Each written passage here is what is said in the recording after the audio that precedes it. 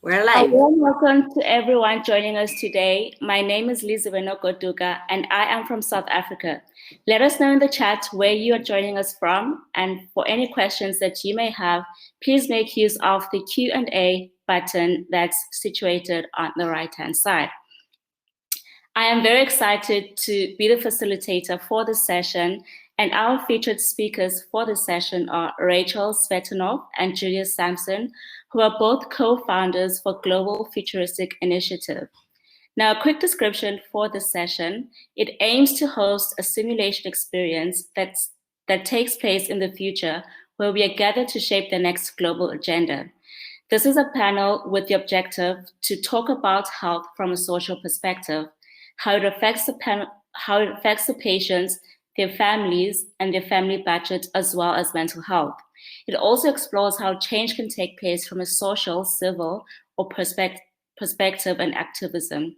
I'll now hand over to the panelists, and they will take over. Thank you. Great, thank you so much for that kind introduction. I would like to take a moment to just quickly go over really quick who we are, what we do. We are the Global Futurist Initiative, and we are going to do the next global goals, what's after the 2030 Sustainable Development Goals thought experiment. The next global goals, what's after the 2030 SDGs, is a thought experiment where, in partnership with the Global Futurist Initiative, we will be hosting a simulation experience that takes place in the future, where we are gathered to shape the next global agenda. We will be accomplishing this by sharing our thoughts about the SDGs, understanding the ability to predict the future, and being mindful about the unique position youth have in shaping the ambiguous what's next. We'll be highlighting challenges and opportunities for youth and what they face in being in this position, influenced by our own lived experiences as current and former youth. This will be a melding of intergenerational minds as we aim to foster a space of inclusivity. The only thing that we require for this thought experiment is to have an open mind. So here we are. And one thing that I would like to note about this is that all these pictures are real. Like, they were taken, one of them, the energy one specifically, is in my backyard. So in my backyard, there are windmills. Next slide, please.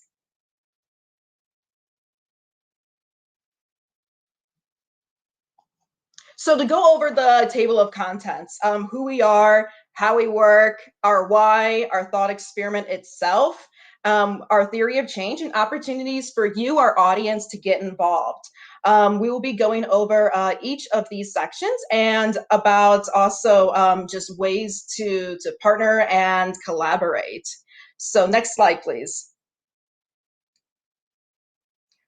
So who we are. Hi, everyone. My name is Rachel, and I am the co-founder of the Global Futurist Initiative. I am also a Unite 2030 youth delegate, a LEAP fellow through the Liechtenstein Institute of Strategic Development, a One Better World Collective liaison, and a young alumni of Purdue University and University of Notre Dame, where at Purdue University, I received my bachelor's in chemistry, my MBA, and at the University of Notre Dame, I received my Master of Science in Global Health. I think the most proud thing that I've been able to accomplish throughout my young adult lifehood is being able to be part of a lot of different projects. I document everything that I do, and I was able to tally that I was part of over 100 projects that had a social impact lens with over 86 organizations across 34 countries. Much of that is to my time at Johnson & Johnson as the program's lead of Caring Crowd, where I had the opportunity to help move projects attain their goals to improve world health overall. That's been able to touch upon 15 of the 17 Sustainable Development Goals, and throughout my life overall, I've been able to help contribute to all 17. On the right side of my screen here with the artwork, I was very proud of being able and the way that this is also going to be introduced into who we are as a Global Futurist Initiative, because we have an art lens in this approach as well, is that I created this opportunity for colleges against cancer at Purdue University, where we had a contest on different art walls. And so mine was on the Einstein Bagel Bros. On their slide, or on their window, I created like an Einstein, the Big Bang Cure. And that was the way that I wanted to contribute and intersect art with like sustainable development goals, is particularly like focusing on like good health and well-being. And then my other one was made with 1,000 pennies. That is the internet dinosaur. Whenever the internet is going out, to help shed light on reducing mass extinction.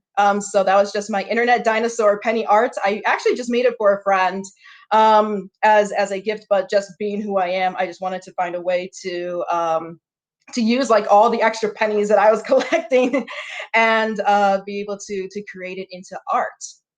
I currently sit on the board of 3 nonprofits. I'm a consultant for currently 5, both nonprofits and startups. Everything about my personal and professional life is integrated. So I don't think that, you know, with every breath that I take, like I am living and breathing both my work, my purpose, and to shaping who I am today. So on the next slide, I will be handing it off to Julia to introduce herself. Thank you, Rachel. Awesome to hear from my co-founder, Rachel, who I've been working alongside with very closely. But, before I start and introduce myself, I just want to say, thank you to everyone for joining today. I was just trying to read, all of the bios and all of the really cool stuff that you guys do in the chat. And I just got goosebumps, just by reading how inspirational it all is. So it's just wonderful to be speaking in front of you all. But just a little bit about me. So I'm a recent graduate from Columbia University in New York City. I studied sustainable development there, and I also have an extreme passion for linguistics. I feel when you want to become a global citizen and you want to, be able to communicate and connect with people, a vehicle for that is language. So I studied Mandarin, Korean, French, and I'm also part Filipina. So I'm now studying Tagalog. So my passion for sustainability started from when I was younger. Having family overseas kind of exposes you to, a global perspective, even though I grew up in a very small, rural town in upstate New York. But it's really materialized into a lifelong passion of mine. And it's been great to do some impact-oriented work now. But throughout college, I was involved in a lot of geopolitical relations programming, but specifically between US and China. I have, prior experience in climate variability projects, design thinking. I'm huge into the circular economy. I'm also an artist, which, as Rachel mentioned, we will be speaking a little more to that as to what we do with the Global Futurist Initiative. I'm actually going to dub it GFI. It's just, a lot easier to say really quickly. But my main medium is scratchboarding, which is not the most popular, but it's a great way to capture contrasting and fine detail, and also oil paints. And then right now, I'm also engaged in other youth involvement in terms of sustainability. I founded and currently lead the Sustainable Ocean Alliance New York City Hub. Definitely check out the SOA. It is a great way to get involved in your community, your region, your country, in terms of marine environments and the blue economy. And then right now, for a full-time job, I work at a French investment bank doing project management, but am looking to transition into something geared towards sustainable finance. I think impact investing and microfinance will, really scale up more sustainable solutions to the communities and the places in the world that need it most when needing to answer to climate change, as well as every other challenge we have in the realm of sustainability. So happy to continue with the next slide. So that's a little bit about us. And we do want to introduce, how we work as the Global Futurist Initiative and how our backgrounds kind of, bleed into what we're trying to do with GFI. So we have 3 gears, and they essentially reinforce each other. And with those 3 gears, they really start with the 2 main programs that we offer. The first one is Cast Forward. And this is when we enable students to leverage artistic skills and thoughts in order to individually process and interpret both local and global challenges that are highlighted by the UN SDGs. And we think that art really transcends any form of communication. It's something that, we all experience in our day-to-day lives, and we all extract different takeaways from it. And we feel that's really analogous to how we should view sustainability and how we need to view, the current goals and the current blueprint that we have from the UN. But also when we want to think beyond that and think beyond 2030, we need to really put in the alternative perspective that we can offer just from our own unique experiences. So I'm actually going to quote, I was sitting in on a session that Rachel was part of with Kasia Slavner and Kevin Sofin. And there was a really good quote that, they were talking about the power of media and storytelling. And, it's a very diverse platform. And there should be an increased importance on storytelling forums because they're relatable. And I really wanted to stress that art is also a relatable medium. And we should be able to relate to, the different aspects of sustainability that we're living through art. And we can each educate each other and each teach each other about, how we're interacting with one SDG or multiple through the way in which we want to, express that. So we want to empower the youth to, empower the world, essentially. And that really works to develop compassion. The second one, Assembloids, is a thought experiment program with an innovation challenge capstone. There I go. So the second one it's geared more towards design thinking and intergenerational collaboration. Because when we think of sustainability, when we think of goal setting, we really want to have this idea of collectivity and a circular discussion. It shouldn't be, one forum of people saying this is what we need to focus on. It should be, from a literally bottom up approach, like everyone having this like local participation and really triangulating those diverse perspectives. So that's more of like resolution building. It's coming from interdisciplinary backgrounds. So it's very much a collaborative setting.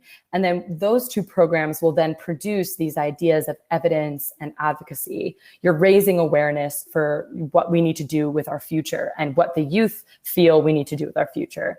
And then we're also generating more evidence to fill gaps on youth data that, Rachel will cover in a bit. We're very underrepresented. And then full-blown picture, we, after conducting all those programming and just those gears, what they communicate is they communicate our values. And that's being awareness, connectedness, evidence, having a global mindset. So we live in an international community. We should all refer to ourselves as global citizens. And then creativity and being future oriented. And something just to end on this slide is, while we accept that our goals for the future have roots in the actions we take today, we are always looking to strive for a better tomorrow. And we feel that with GFI, we're trying to provide different avenues for people to do that, on their own basis of interpretation and expression and background and thought.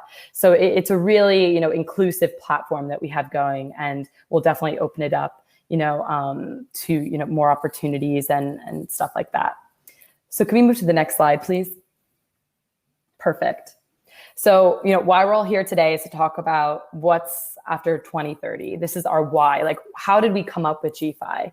We have these 17 goals that, we all relate with in different magnitudes, and they all manifest in our own lives in different ways.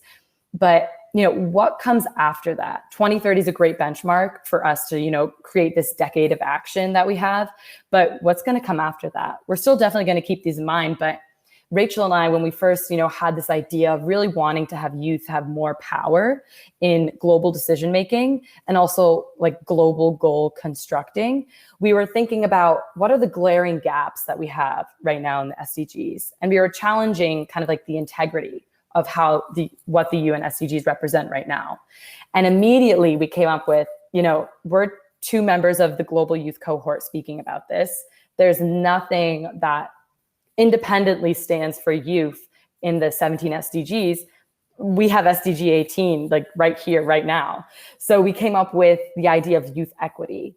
And we'll talk, a little bit about equality versus equity in our thought experiment and stuff like that. But essentially, we're really looking at, how we're able to think about going through the future and how us as youth are the future. Our voices should be heard and taken very much into account when wanting to construct what our future will look like, or wanting to construct what we want our future to look like. So that's our why. If we can move to the next one, please. And so the problem, so what is behind that why? And specifically our SDG 18 now. We have 18 SDGs now. But it's because essentially we are underrepresented in societal contributions. Any socially relevant conversation, we can sit in as youth, but when you look at it, like, are we ever really at the podium, like having the jurisdiction to make those decisions? And when we look at it, our population is only going to be growing, and our future potential, untapped potential, is only going to be growing as well. But we have 96.8% of all young workers in lower middle income countries. A quick side note, where we extracted this information from mentioned developing countries, but Rachel and I, as well as like our counterparts who work with us at GFI, we all try and remain cognizant of, the word developing and how there's, an unsurfacing negative stigma towards that word. And we just want to remain, as neutral and respectful as possible when speaking of, global affairs and everything. But lower middle income countries are in the informal economy. And that's, not providing adequate conditions for, creating the highest amount of human capital, knowledge capital in our younger generations. Like, we are the rising professionals, we're the rising decision makers. We should have these, income streams, we should have these economic opportunities to take part in more of like a formalized economy. And then in 2017, moving on to the next one, youth underemployment rates were higher than the corresponding adult rates in all but 6 of the 79 countries for the data accounted for. That's another, instance of, youth not having enough data. But this idea of underemployment for youth is also a huge issue. I mean, we were just dubbed a lost generation. Gen Z and millennials were dubbed a lost generation from the COVID pandemic because we lost a lot of economic opportunity. So we see that our SDG 18 is why Global Futurist Initiative needs to happen, is because there's lots of gaps we need to fill. And there's a lot of, opportunity that we're missing out on. But, we need to definitely, have our voices be heard so we can ensure that the generations after us, are not, following a similar trajectory. Next slide, please. Thank you.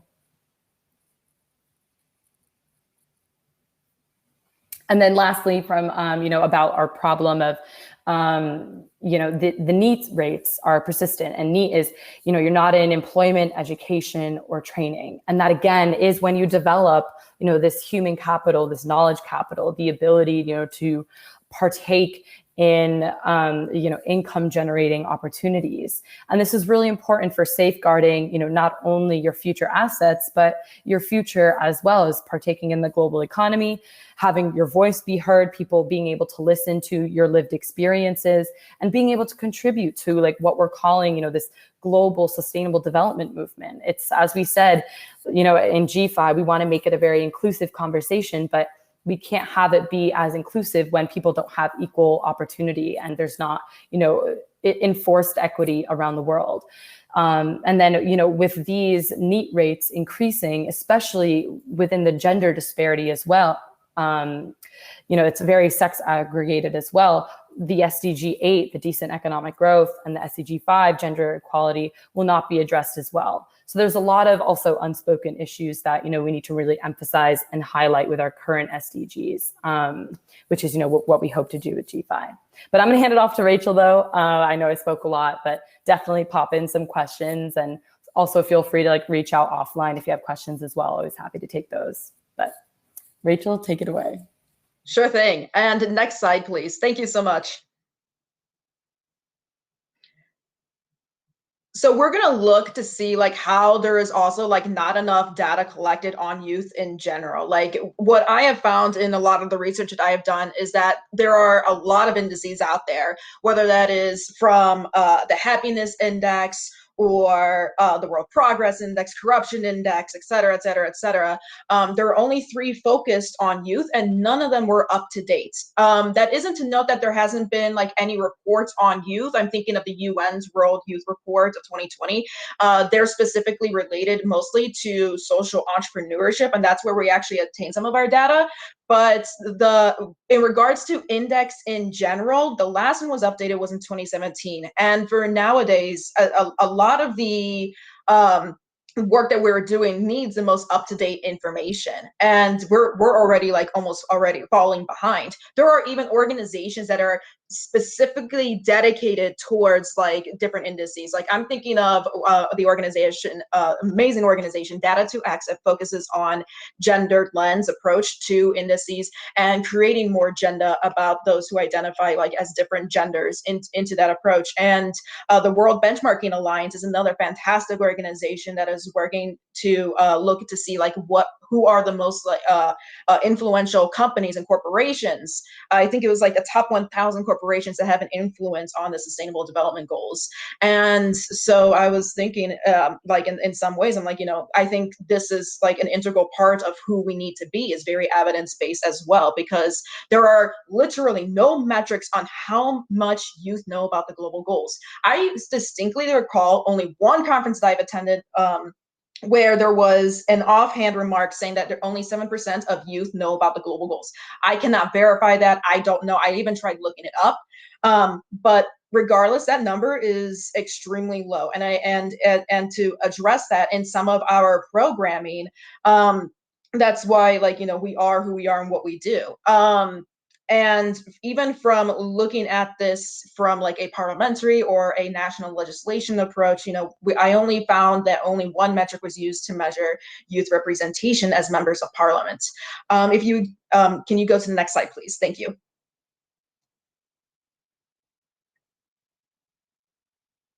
Because this leads into how youth are underrepresented as decision makers. Many are fostering peace and development at the community level, yet there are so many youth that have not had the opportunity to be at the forefront of the decision-making bodies. I was shocked by the number of national legislators being below age 30. And even if you were to extend that another 10 years to age 40, I like, at least I would like to think that at age 40, I'm considered like an adult, somebody who has, a breadth of experience and knowledge to be able to be a decision maker, yet only 14.2% are below age 40. Looking at these statistics were just staggering, which I thought like every single one was pertinent to this discussion. And these were all curated from the index back in 2016. So it would be interesting to see like how 5 years later this has changed. If any, I would say that at least here where I am in the United States, I've not seen like that much of a shift, although a little bit. But I think that especially like, with like all the countries that we have, for 183 countries that were counted in this index, that only 4 have people below age 30 to add to at least 10% of total lawmakers. So that's not even at like the high federal level of everybody's government. That's just even like local lawmakers. I think that was just staggering. And I'm like, this is our call to action. This is what it means to be the youth and to be the future, and why we do what we do. Next slide, please.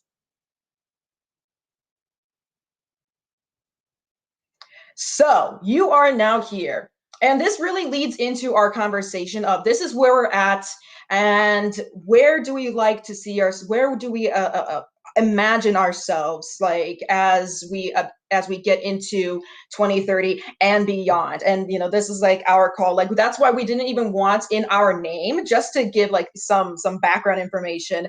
We were originally called the Global 2050 Initiative, and then we were thinking to ourselves, well, if we were to continue that type of discussion, like how would we like call an action to ourselves? Like what happens after 2050? What happens after the year 3000? Like I'm living in 3030 while y'all living in 2020. Like I think that we need to keep like we need to keep measuring ourselves, from an outcomes perspective, but also like projecting ourselves into the future. So that's why we came up with the name that we did ultimately, into the Global Futurist Initiative.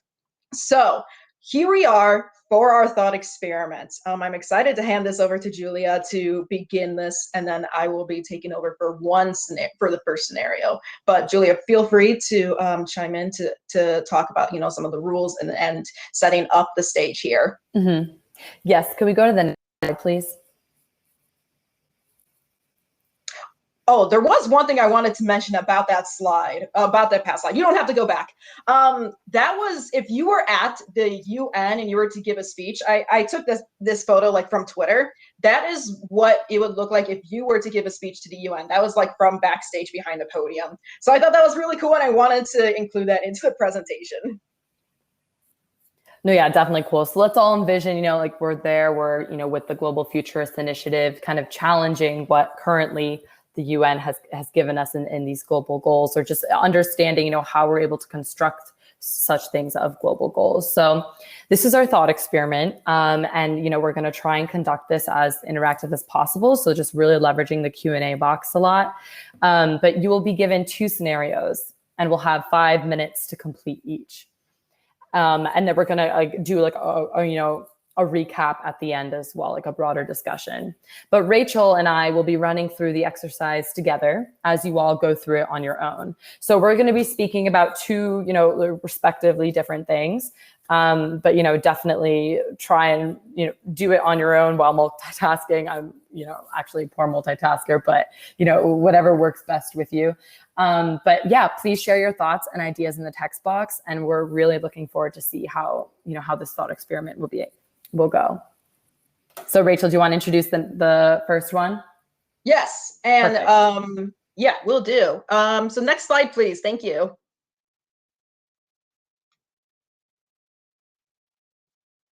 So I'm going to also include a bit like a background about this scenario, but first I just want to explain like the prompt and kind of where you're at in this scene. So you are being called to consult the Martians on Mars to create the global goals. So suppose that you and your colleagues as world leaders are creating the global goals for Martians. You will unveil your goals in front of the planet's diplomats, and they will be implemented upon your announcement. And you additionally will be able to walk amongst that society and live in the goals that you implemented. To explain the rules, 1 is that you cannot use the previous 17 goals, and 2, absolutely nothing about this new society other than they are like humanoid. So pretend that Mars is actually inhabitable, that you can breathe air, that there's water, etc. Elements such as your race, income level, sex, gender, religion, and personal preferences are all unknown to you. So we are going to give it 5 minutes. And both Julie and I are actually going to do this on the fly. We did not prepare this in advance, so that way we could see like how we would interact if we were given this prompt ourselves, to try and come up with a goal. And to get into a bit about the background with this, came from a thought experiment posed by John Rawls in 1971. So this brings to mind a mural that I remember seeing. It's the of Lady of Justice by Alex Promos, where justice is blind, should we be? So the experiment devised by John Rawls in 71 explored notions of justice in his book, A Theory of Justice.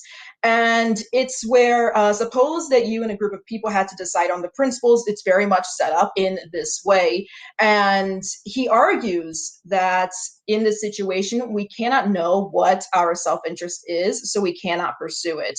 Without that guidepost, he suggests that we would all try to create a fair society, both out of moral considerations and as a means to secure the best possible worst case scenario for us when we step like out into the veil. Because the one thing that I also mentioned is that you will be able to like live amongst like that society as you go out and implement those goals.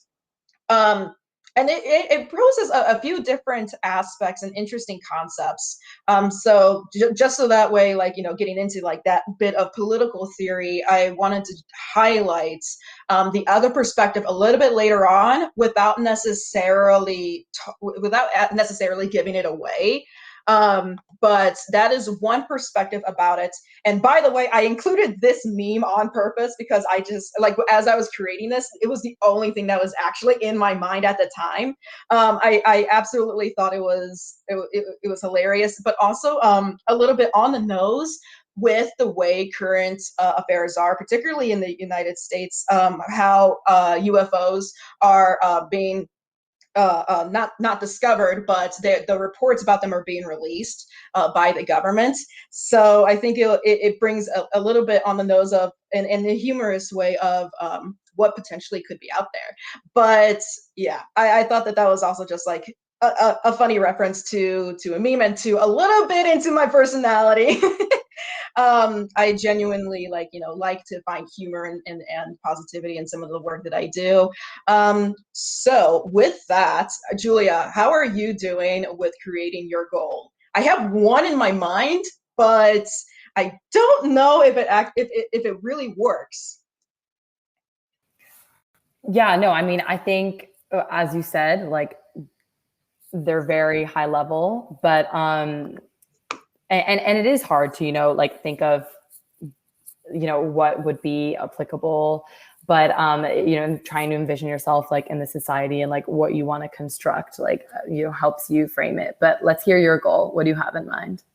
I have just access to information. I think complete and utter access to any information across all forms of media was my goal. Only because I feel that there was, like, if I were to live like in this brand new society, I think that we're all going to be a little bit lost. And I think, like, if there wasn't like any way of having like, this freedom of like this freedom and this access to just obtaining all the information that I can, because we all work in different ways. And like, I feel like the humanoid Martians would also like appreciate having like this access to complete information to, like, how to grow your own plants on Mars, or even looking to see like what's the next coolest song that's coming out. I think like access to information for me was the one that I came up with. How about yourself? No, that's great. I think I was thinking like similarly along the lines, but I was like, thinking of digital access as well, like the most, like easily accessible, but it does depend on technological capabilities. But, I'm still just kind of stuck, like envisioning myself in like, the current society that I feel like I live in. So it's, trying to be as unbiased as possible and like completely remove yourself is what we're trying to get at this thought experiment. But definitely like equitable access to information is super important. Let's see if there's fair ownership of discovery. Realistically, your options are that's a really interesting one as well. And I mean, thinking of like the systemic history of, more of our civilization, that's definitely like a pertinent goal that, we should definitely all take into consideration. No, I love that one. Yeah, fair ownership. I'm writing that down. That is actually brilliant. Yeah. And I think also that, is very pertinent to what we're dealing with today in terms of like resource management and our natural capital. And that should definitely be emphasized more in like, a broad, like very broad pillar of, let's say like SDG 19, another SDG. But does anyone else have any others?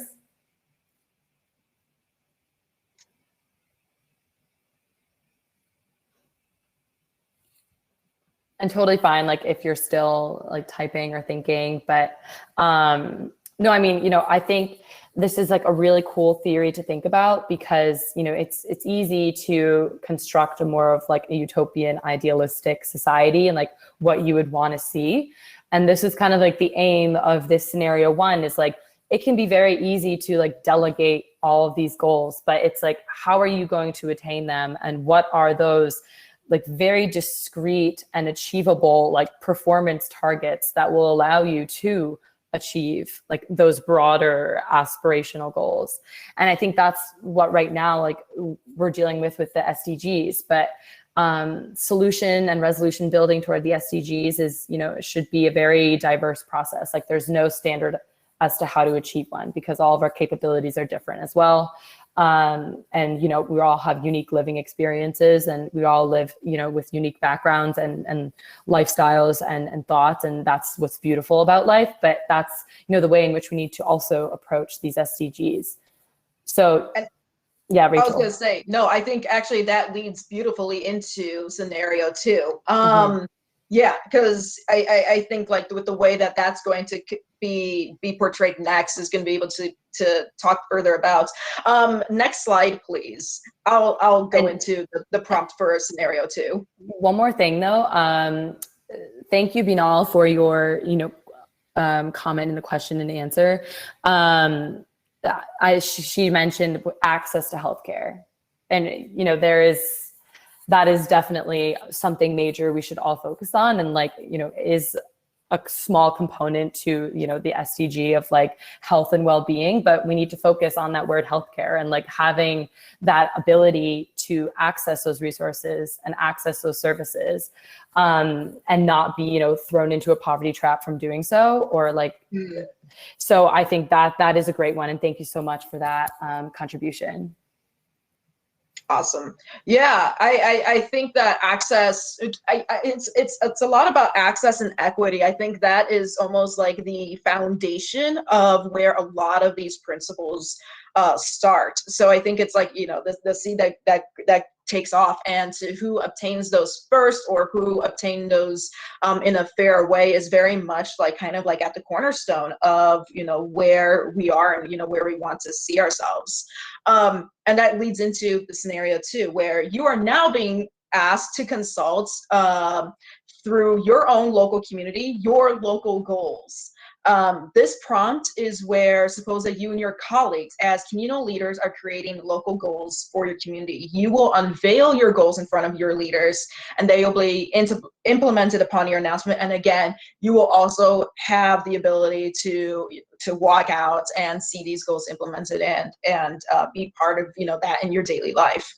So just like the previous goals, the previous rules, for at least number 1 is that you cannot use previous 17 goals, and 2 is thinking of the context in your community. This is like shifting lenses to almost 180, to see like where your community is being affected, and you want to think about like who and a little bit of like how you even are integrated into this. And this community is not even limited to your place of residence, but where you feel you are most connected to. I specifically wrote that in because, at least in my own life, I've been able to make connections to young leaders, to youth, as closer to me and to who I am, more so than like even just people in my surrounding neighborhood. So I think that is the main takeaway from that, is like, you know, define community in your own terms.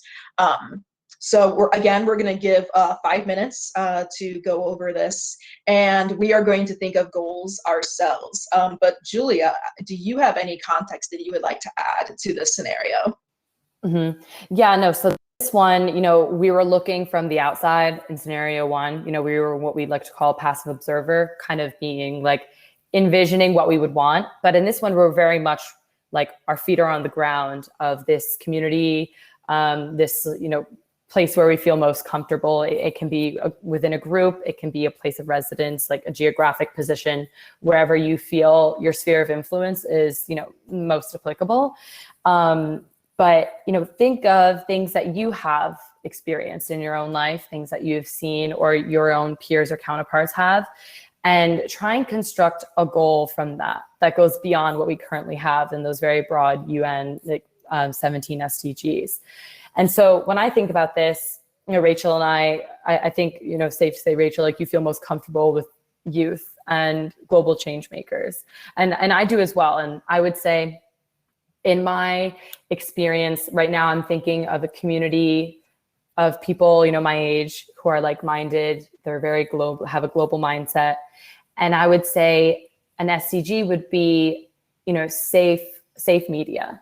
Because I think, you know, from personal experience, as well as just what I witness on a day-to-day basis using social media, you know, there's a lot of good and bads. And I think, you know, what we have right now going on with Gen Z and what's streaming all over TikTok is this idea of like cancel culture. And how do you deal with that and mental health and the ramifications that our global connectedness can have on mental health, and the ways that we perceive others and the ways that we, at the end of the day, may perceive ourselves based off of the gratification that we're getting on media. So that would be something, you know, we talk about it a little with the SDG based off of, you know, health and well-being, but I think, you know, there's a whole dimension of mental health that has to do with it being completely digital.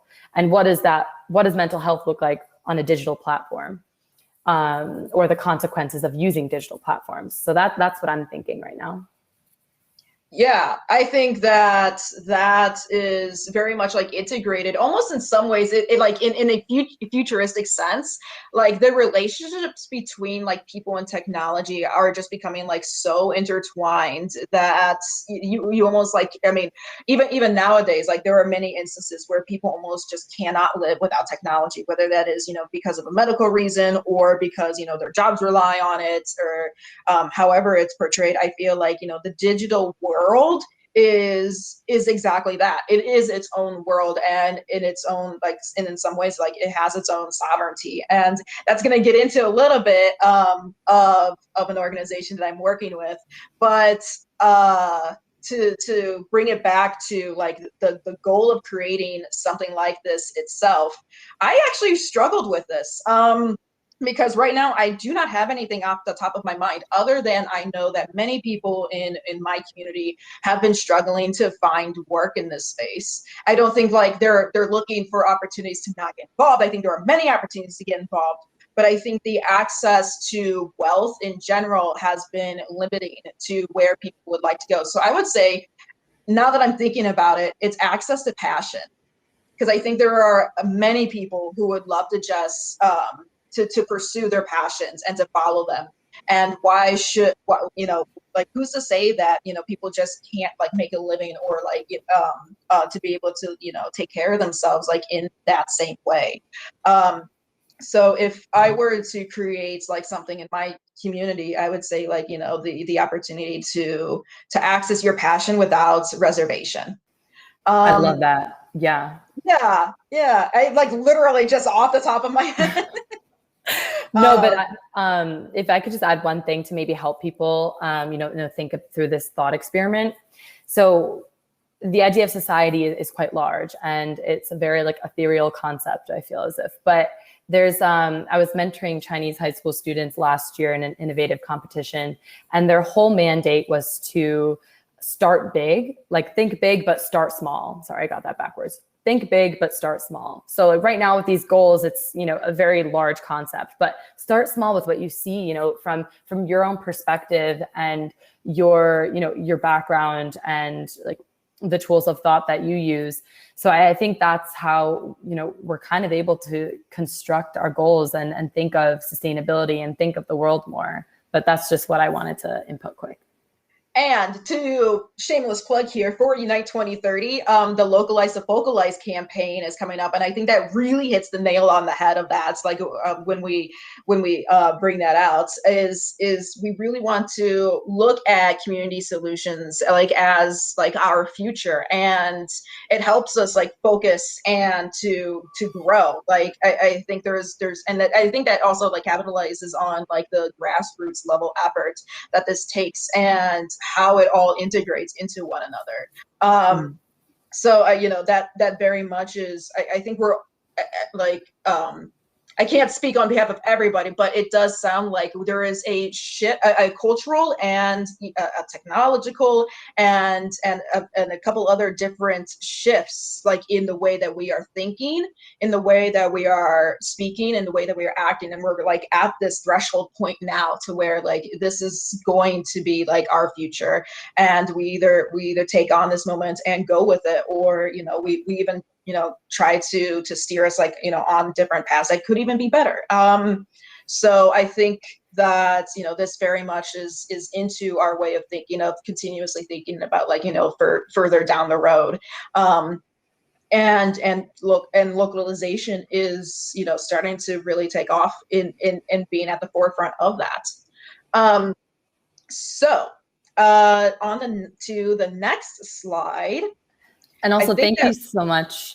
Sorry, Rachel. I just wanted to say, like, thank you so much. I'm looking at, everyone's comments and, access to privacy, mutual respect, non-discriminatory finance, is great. Like almost, kind of like microfinancing, almost like really great topics and things that deserve to be represented kind of on their own. By the way, I'm going to do another shameless plug because you know what? That's just what I do, because I just love being part of organizations. Check out internetbar.org Institute, because they also are looking at these issues, particularly from a sovereignty perspective, from a digital perspective, from a youth perspective. And we even formed a partnership with them, like through their online art exhibit museum, like with Global Futurist Initiative. So I'm going to also plug that in as well, because they talk about like the right to digital access, and their founder, Jeff Aresti, who I'm working with closely, even created like the Universal Declaration of Digital Identity. So this is very much like in the human rights world, in even like a lawyer world, and now like it's filtering into youth. And so there's just a lot of these intersections and layers that are building up to all like steering us like into the future. So with that in mind, I want us to talk about, like, I think we highlighted actually a lot of these questions, looking to see, and maybe this is going to be more for yourself since we only have 10 minutes left. I'm going to highlight these and go into a bit of more of like the opportunities for us to further get involved and answer any questions you all may have. But to keep in mind some things, like, as these goals, as these goals that you created just through this thought experiment itself, if you saw a difference in goals, and how did they turn out, like in the way that in the way that you felt about them, I think is going to be important to understand, at least for myself, the way that both of my goals like intersected. I definitely know that there's more time that needs to be needed to construct like a legit goal, but I felt more proud of the goal for like my local community, because I know that it's addressing a problem. And that even brings into perspective John Rawls's political theory, like from the flip side, is that without self-interest, maybe we cannot like attain the level of equity that we truly want. And last one is, and that is the question that he asked, like, what does that mean for our society? That was our last question as well. So to hit into the next slide and to get into like our final points of discussion.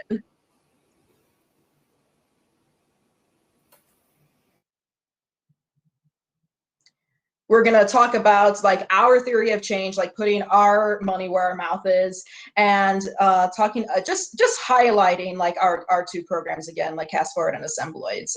Julia, would you like to take over? Yeah, and just to kind of like quickly just bring back everything that Rachel said and like have it just come and materialize full circle. So when we think about like going beyond 2030, we saw that we still have challenges that are kind of, either unspoken or underrepresented, and how do we construct those instead of, just having these very high level ideals? It should really come from a bottom up approach. And thank you so much, everyone, for your contributions. And these goals like can't be taught, they must be practiced, right? It's all about lived experience and how you allow that to come to fruition to promote to sustainability and, the global mandate of achieving that. And we hope to do that through our programs of Cast Forward and Assembloids. So really using art to communicate things that, just might penetrate our old ways of thinking, and to open up new ideas. And then Assembloids, to learn from people from all over and to try and mend this intergenerational gap that we have. And to listen to the voices that, are unheard and try and scale up solutions with those, with that inclusivity of voice. So would love to provide any information on that further, or also, debrief the thought experiment more. So feel free to add me on LinkedIn or send us an email, but Rachel's gonna wrap it up for us. Fantastic. So into the next slide is going to be talking about like our theory of change and the role of partners. And partners is defined not just through like our activities, but like in every single step. So like partnering with Unite 2030, like being allies, partnering with like many of the organizations that our advisory board represents. I know a few of our advisors are here today, and I'm very proud that they're here.